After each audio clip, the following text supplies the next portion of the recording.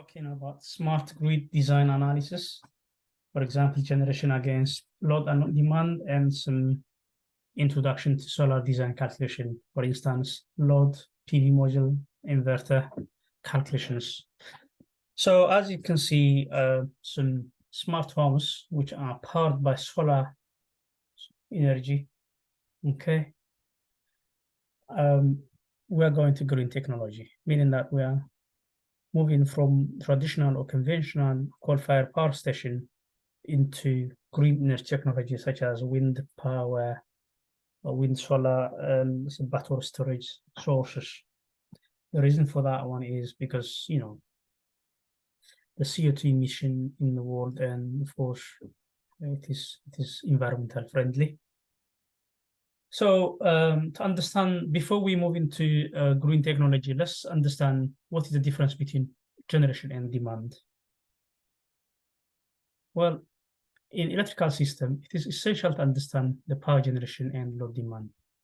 For example, power generation is related to the generation of electrical sources such as coal, gas, solar, wind, hydroelectric, nuclear, and biomass.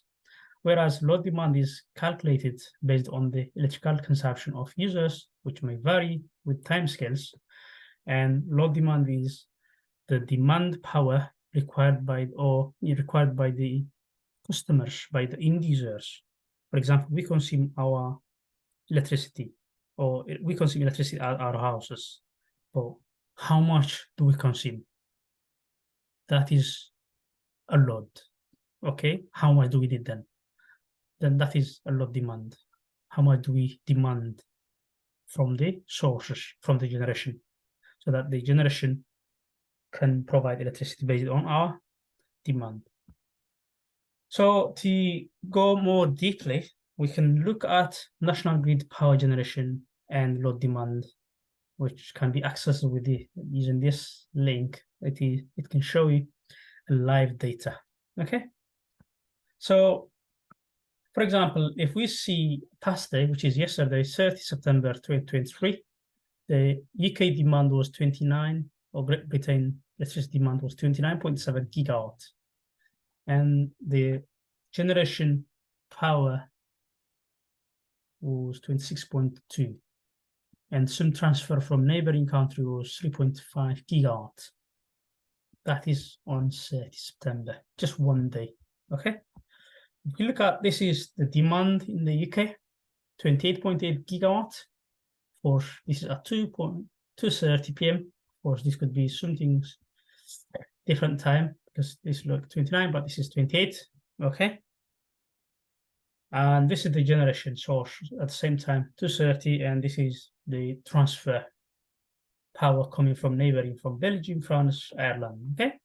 At 2:30, at the same time. If we look now, can the demand satisfied by these sources from the UK? The answer is no. So for example, this is 28.8 gigawatt demand, so that fossil fuels 9 gigawatt, renewables 7.6, and other source 6.1, and so on. So now if we see the generation, mostly it is from gas, as you can see, and some solar 3 gigawatt, wind 3 gigawatt, okay? So you can add all together this plus the transfer that to make the total demand, generation demand, okay? Sorry, the load demand. So that if we add this plus this, we must give or satisfy the demand. So the power generation, or the power source must satisfy the load demand. Otherwise, there will be collapse or blackout.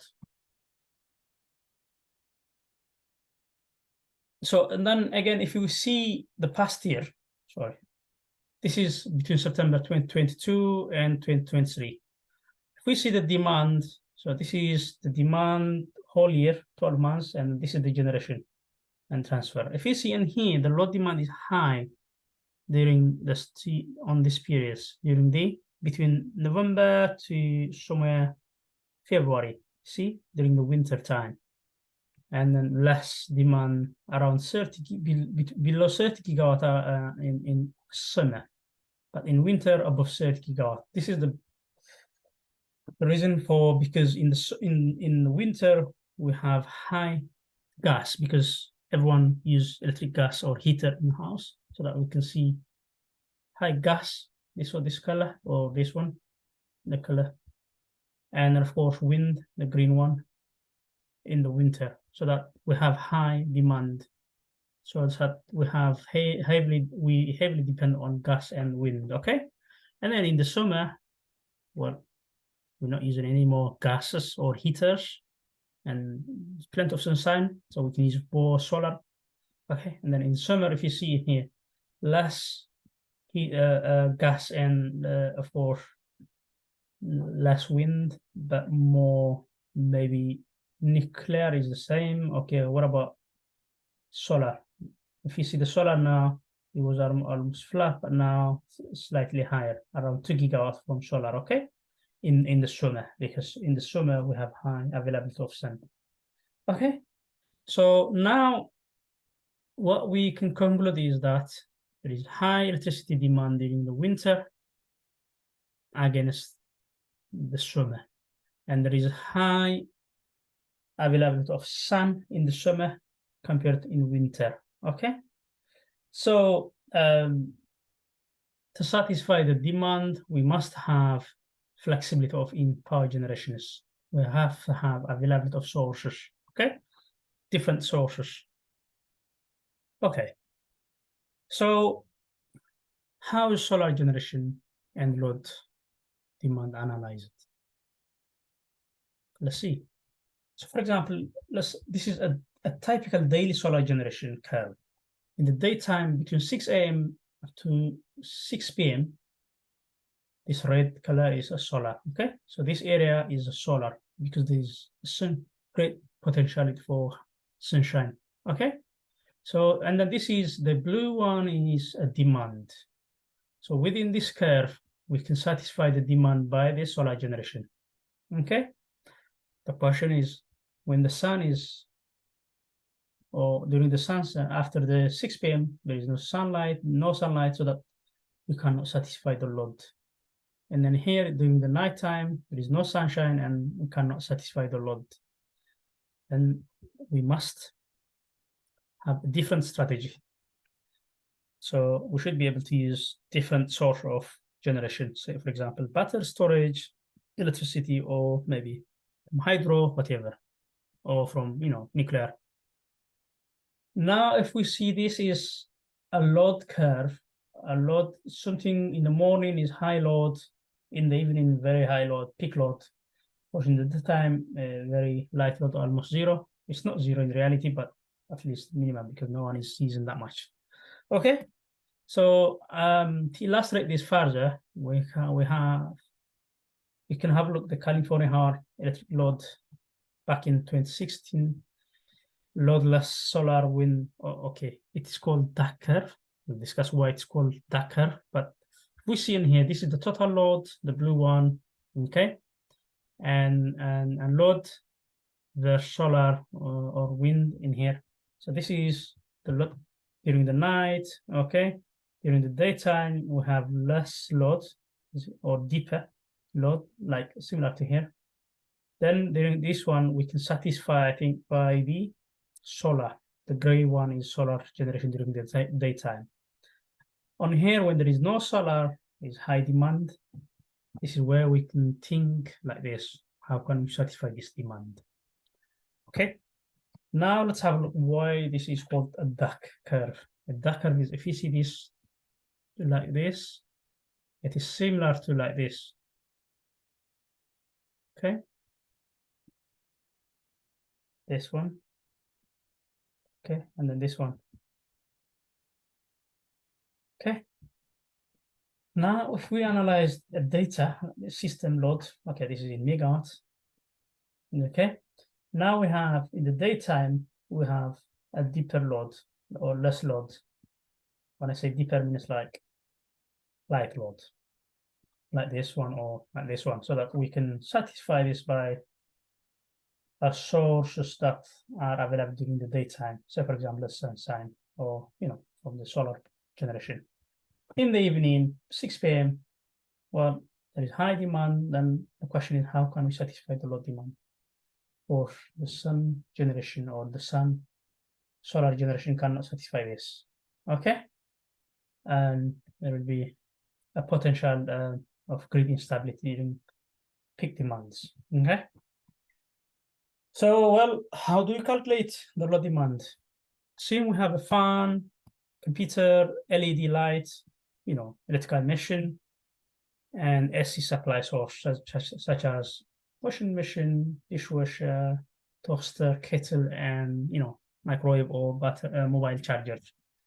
If we see now, say for example, fan, and we have two fans, assume each 60 watt, then the total load demand will be 120 from the fans.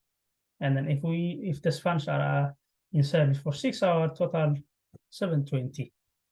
And then if we do the same calculation for all of them, then the total demand will be 2,390.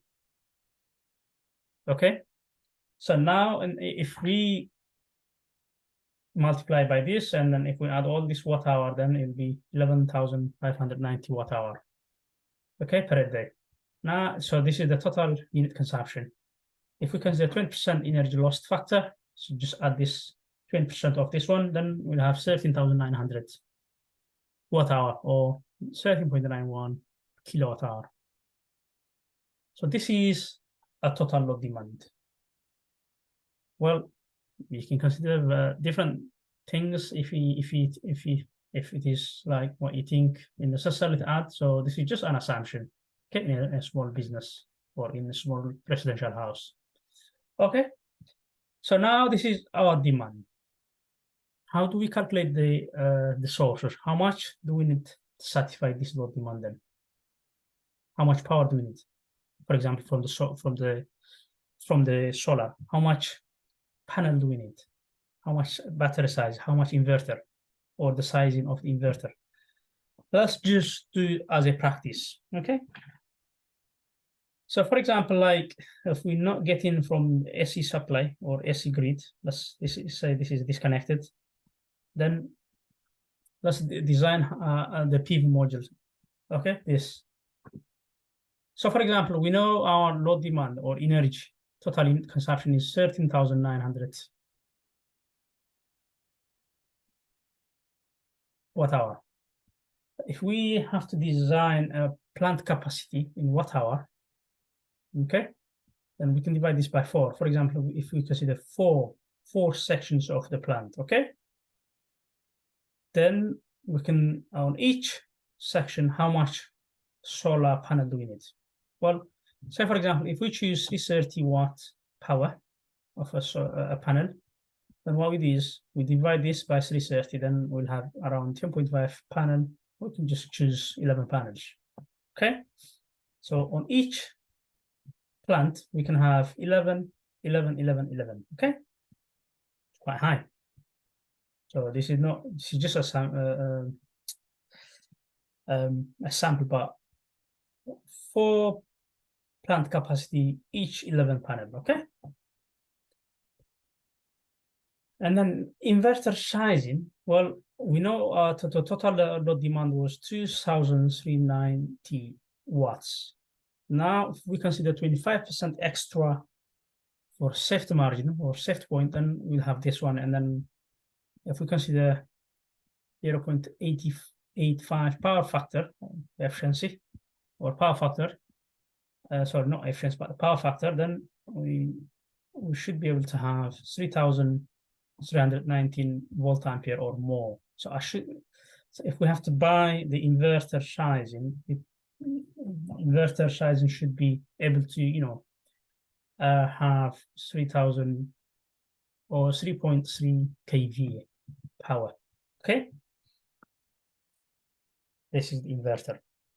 Well, what about battery storage or battery sizing? How do we size it?